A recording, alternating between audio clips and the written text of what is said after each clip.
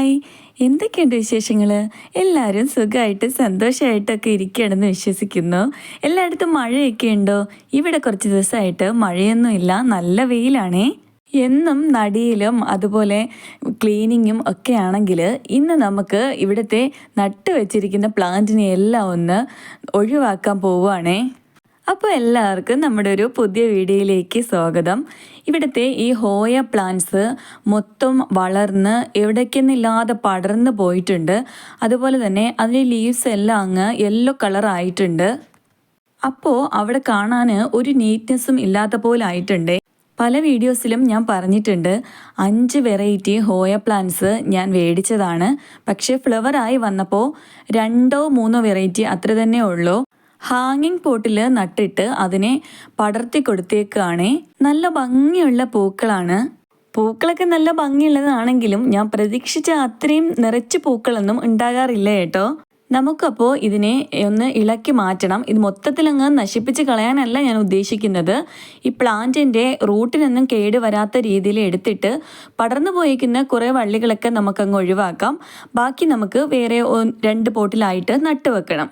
ഞാൻ എപ്പം ക്രീപ്പേഴ്സിന് നട്ടാലും എനിക്കതൊരു ഫ്ലോപ്പായിട്ടേ വന്നിട്ടുള്ളൂ. ഒരിക്കൽ ഒരുപാട് ആഗ്രഹിച്ച് മണിമുല്ല മേടിച്ച് നട്ടിട്ടുണ്ടായിരുന്നു.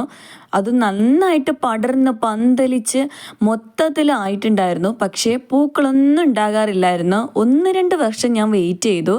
എന്നിട്ട് ഞാൻ അതിനെ മൊത്തത്തിൽ വെട്ടിക്കളഞ്ഞിട്ടുണ്ടായിരുന്നേ.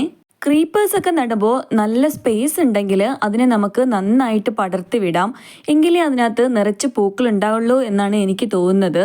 അന്ന് വെട്ടിക്കളഞ്ഞ മണിമുല്ലയുടെ അവശേഷിക്കുന്ന ഭാഗങ്ങൾ കിടന്നിട്ട് ഇപ്പോഴും കിളിച്ച് വരാറുണ്ട് കേട്ടോ. ഇടയ്ക്കെല്ലാം ഞാൻ അവിടെ നിന്ന് പിഴുത് കളയാറുണ്ട്. കാരണം ഒരു തുമ്പ് കിടന്നാലും മതി, അത് മൊത്തത്തിൽ പടർന്ന് പന്തലിച്ച് ആ ഭാഗത്തുള്ള വേറെ പ്ലാന്റ്സിനെ ഒന്നും വളരാൻ അനുവദിക്കില്ല കേട്ടോ. നമുക്ക് ഈ ഹാങ് ചെയ്തിട്ടിരിക്കുന്ന പോട്ടിനെ എടുത്ത് മാറ്റാനായിട്ട് കുറച്ച് ബുദ്ധിമുട്ടുണ്ടായിരുന്നേ. അതിൻ്റെ ഹാങ്ങറിനകത്ത് എല്ലാം ഈ ഹോയ പ്ലാന്റ് പടർന്ന് പിടിച്ചിരിക്കുന്നത് കാരണം നമുക്ക് അതിനെ ഒഴിവാക്കാൻ നല്ല ബുദ്ധിമുട്ടായിരുന്നു. ഞാൻ പിന്നെ റൂട്ട് അവിടെ നിർത്തിക്കൊണ്ട് അതിനകത്ത് നിന്ന് പോയ ബ്രാഞ്ചസ് കട്ട് ചെയ്ത് കളയുന്നുണ്ടായിരുന്നേ. ഞാൻ ഈ കാണിക്കുന്നത് ഹോയയുടെ ഫ്ലവർ വന്ന ആ ഭാഗമാണ്. എല്ലാ ചെടികളിലും നമ്മൾ പൂക്കൾ വന്നു കഴിയുമ്പോൾ അവിടെ വെച്ച് കട്ട് ചെയ്ത് കളയാറുണ്ട്. പക്ഷേ ഈ ഹോയ പ്ലാന്റ്സിൽ അങ്ങനെ കട്ട് ചെയ്ത് കളയേണ്ട ആവശ്യമില്ല കേട്ടോ. അവിടുന്ന് വീണ്ടും വീണ്ടും പൂക്കൾ വരാറുണ്ടേ. ഇതൊരു ക്രീപ്പറാണ്. അപ്പോൾ ഇതിനെ പല രീതിയിൽ വളർത്തുന്നത് ഞാൻ കണ്ടിട്ടുണ്ട്. ഹാങ്ങിങ് പോട്ടിൽ തന്നെ ഒരുപാട് പടർന്നു പോകാൻ അനുവദിക്കാതെ അതിനകത്ത് കമ്പി കെട്ടിയിട്ട് അതിൽ തന്നെ ചുറ്റി നിർത്തുന്നത് കണ്ടിട്ടുണ്ട്. അതുപോലെ വേറൊരു സ്റ്റിക്കൊക്കെ കൊടുത്തിട്ട് അതിലേക്ക് പടർത്തി വിടുന്നത് കണ്ടിട്ടുണ്ട്. ഇത് കണ്ടോ, ഇതാണ് ഇതിൻ്റെ ഒരു ഫ്ലവർ എന്ന് പറയുന്നത്. എന്ത് ഭംഗിയാണല്ലേ. ഇവിടെ വരുന്ന പലരും എന്നോട് ചോദിച്ചിട്ടുണ്ട് നമ്മുടെ ഐസ്ക്രീം ബോളിൽ പെയിൻ്റ് അടിച്ച് വെച്ചേക്കുകയാണോ എന്ന്. ഇത്രയും വള്ളികൾ നമ്മൾ അവിടെ നിന്ന് ഒഴിവാക്കിയിട്ടുണ്ടേ. ശരിക്കും ഒരു പ്ലാസ്റ്റിക്കിൽ ആർട്ട് ചെയ്തെടുത്തതുപോലാണ് ഇതിൻ്റെ പൂക്കൾ കാണാനായിട്ട്. നമുക്കിതിനെ പ്രൊപ്പഗേറ്റ് ചെയ്തെടുക്കാനും വളരെ എളുപ്പമാണ്. ഞാൻ ഇതുവരെയും ഇതിൽ നിന്ന് പുതിയ പ്ലാന്റ്സ് ഒന്നും ഉണ്ടാക്കിയെടുത്തിട്ടില്ല. കാരണം നമുക്കുള്ള പ്ലാന്റ്സ് പോലും നമുക്ക് ശരിക്കും പടർത്തി വിടാനുള്ള സ്പേസ് ഒന്നും ഇല്ലാത്തത് കൊണ്ടാണ്. അങ്ങനെ നമുക്ക് 2 കോൺക്രീറ്റ് ചട്ടി അവിടെ ഇരിപ്പുണ്ടായിരുന്നു. അതിനകത്തേക്ക് നമുക്ക് ഈ പ്ലാന്റിനെ എല്ലാം പോട്ട് ചെയ്ത് വെക്കാമെന്നാണ് ഉദ്ദേശിക്കുന്നത്. പക്ഷേ ഇതിന് പടർന്നു പോകാനായിട്ട് എന്തെങ്കിലും ഒരു സൊല്യൂഷൻ കണ്ടുപിടിക്കണമല്ലോ. അങ്ങനെ ൻ്റെ ഒരു പീസ് അവിടെ കിടപ്പുണ്ടായിരുന്നു. അത് ഞാൻ അതിനകത്തേക്ക് ഇറക്കി വെച്ചിട്ടാണ് ഇതിനെ പോട്ട് ചെയ്യുന്നത്. ഇപ്പം നമുക്ക് നിലവിൽ 5 ഹാങ്ങിങ് പോട്ടിലാണ് ഇതുള്ളത്. അപ്പോൾ 2-3 ഹാങ്ങിങ് പോട്ടിലുള്ളതിനെ ഒരുമിച്ച് ഒരു കോൺക്രീറ്റ് പോട്ടിനകത്തേക്ക് നടാമെന്നാണ് വിചാരിക്കുന്നത്. അല്ലാതെ ഓരോ പോട്ടിലായിട്ട് നടാനും വേണ്ടിയിട്ടുള്ള പോട്ട്സ് ഒന്നും എൻ്റെ കയ്യിൽ ഇല്ലാത്തത് കൊണ്ടാണ്. ഹോയ പ്ലാന്റിൻ്റെ പോട്ട് മിക്സിൻ്റെ കൂടെ ഞാൻ കരിക്കട്ട കൂടി ചേർക്കാറുണ്ട്. ഓർക്കിഡിനൊക്കെ നമ്മൾ പോട്ട് ചെയ്യുന്നത് പോലെ. ചിലപ്പോൾ ഇത്രയും പടർന്നു പോകുന്ന ഒരു പ്ലാന്റിനെ നമ്മൾ ഇതുപോലെ ചെറിയ പോട്ടിൽ നട്ടിട്ടായിരിക്കണം അതിന് ആവശ്യത്തിനുള്ള ന്യൂട്രിയൻസ് ഒന്നും കിട്ടാത്തത്. അതുകൊണ്ടായിരിക്കും ഇതിൻ്റെ ലീവ്സ് എല്ലാം ഇതുപോലെ യെല്ലോ കളറായി പോയിട്ടുണ്ടാകുക. അങ്ങനെ 3 പോട്ടിൽ ഇരുന്നതിനെ നമ്മൾ ഈ ഒരു പോട്ടിലേക്ക് നട്ടിട്ടുണ്ട്. എന്നിട്ട് നമുക്ക് ഹോസിലേക്ക് ഇതുപോലെ പിടിച്ച് കെട്ടിക്കൊടുക്കാം. അധികം വെയിലങ്ങ് ഇഷ്ടപ്പെടാത്ത ഒരു പ്ലാന്റാണ്. ഒരു സെമി ഷെയ്ഡ് മതിയാവും. പക്ഷെ നമ്മൾ നിലവിൽ ഇട്ടിരുന്ന സ്ഥലത്ത് നല്ല വെയിലുണ്ടായിരുന്നു. ഇലകളൊക്കെ യെല്ലോ കളർ ആണെങ്കിലും ഇടയ്ക്കൊക്കെ അതിനകത്ത് പൂക്കൾ തരാറുണ്ടായിരുന്നു കേട്ടോ. എന്നാലും ഒരുപാട് ഇങ്ങനെ പടർന്നു പോയിട്ട് പൂക്കൾ വളരെ കുറച്ചാകുമ്പോൾ അത് കാണാൻ അത്രയൊരു ഭംഗിയില്ലേ. അതുകൊണ്ടാണ് ഇങ്ങനെ വെട്ടി ഒഴിവാക്കിയത്. മാത്രമല്ല നമുക്ക് കുറേ ഹാങ്ങിങ് പോട്ട്സിലെ പെറ്റൂണിയാസൊക്കെ ഹാങ് ചെയ്യാനായിട്ട് സ്ഥലം ഇല്ലാതായിട്ടുണ്ടേ. എനിക്ക് ഓരോരോ സമയത്ത് ഓരോരോ ഭ്രാന്താണേ. 3-4 വർഷങ്ങൾക്ക് മുന്നെയാണ് നമ്മൾ ഇതുപോലെ ഹോയ പ്ലാന്റ്സ് മേടിച്ച് അവിടെ ഹാങ്ങിങ് പോട്ടിനകത്ത് നട്ട് വെച്ചത്.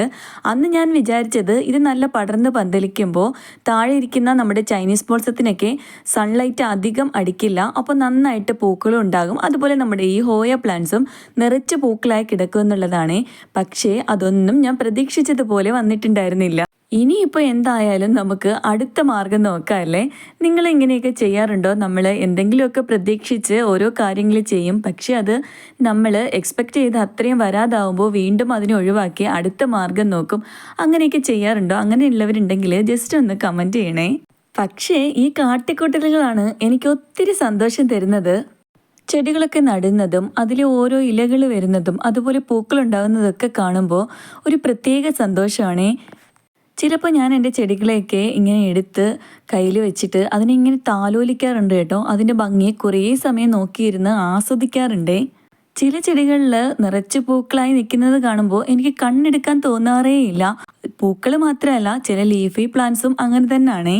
ചില സമയങ്ങളിൽ മനസ്സിൽ എത്ര വിഷമങ്ങളും സങ്കടങ്ങളും ഒക്കെ ഉണ്ടെങ്കിലും മുറ്റത്തേക്ക് ഇറങ്ങി ഇവരെയൊക്കെ ഒന്ന് തൊട്ടും തലോടി അവരോട് വർത്താനം പറഞ്ഞും ചിലപ്പോൾ അവരെ ഞാൻ വഴക്കും പറയാറുണ്ട് കേട്ടോ. അങ്ങനെയൊക്കെ ആവുമ്പോൾ നമ്മുടെ വിഷമങ്ങളെല്ലാം മറക്കാറുണ്ടേ. എല്ലാവർക്കും അങ്ങനെ എന്തെങ്കിലും ഒരു ഇഷ്ടമുള്ളത് നല്ലതാണ് കേട്ടോ.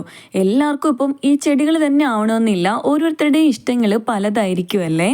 എന്നാലും ചിലപ്പോഴൊക്കെ എനിക്കൊരു ഡൗട്ട് തോന്നാറുണ്ട്, എത്ര ചെടികൾ ഇഷ്ടമല്ലാത്തവരാണെങ്കിലും നിറച്ച് പൂക്കളായിട്ട് നിൽക്കുന്ന നല്ലൊരു ഹെൽത്തി പ്ലാന്റ് കണ്ടാൽ നോക്കാത്തവരായിട്ട് ആരെങ്കിലും ഉണ്ടാവുമോ എന്നുള്ളത്. അങ്ങനെയുള്ളവരുണ്ടെങ്കിൽ ജസ്റ്റ് ഒന്ന് കമൻറ്റ് ചെയ്തേക്കണേ.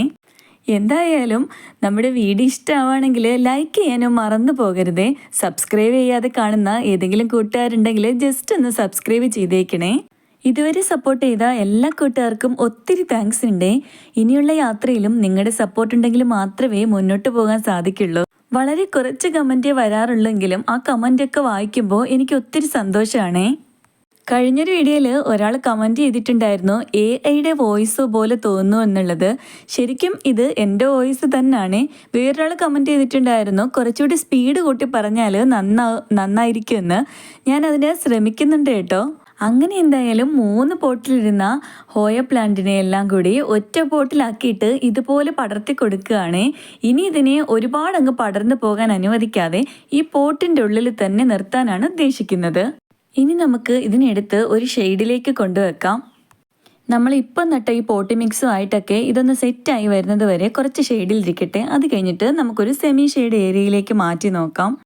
ബാക്കി 2 പോട്ടിലുണ്ടായിരുന്നതിനെ നമ്മൾ വേറൊരു കോൺക്രീറ്റ് ചട്ടിക്കകത്ത് ഇതുപോലെ നട്ടിട്ടുണ്ടേ. ഇനി നമുക്ക് നമ്മളിരുന്ന ഏരിയയെല്ലാം ഒന്ന് ക്ലീൻ ചെയ്ത് കൊടുക്കണം. ഇനിയിപ്പോൾ നമുക്ക് ഹാങ്ങിങ് പ്ലാന്റ്സ് ഒക്കെ നടാനായിട്ട് ഒരു 5 പോട്ട് ഒഴിവാക്കി കിട്ടിയിട്ടുണ്ടേ.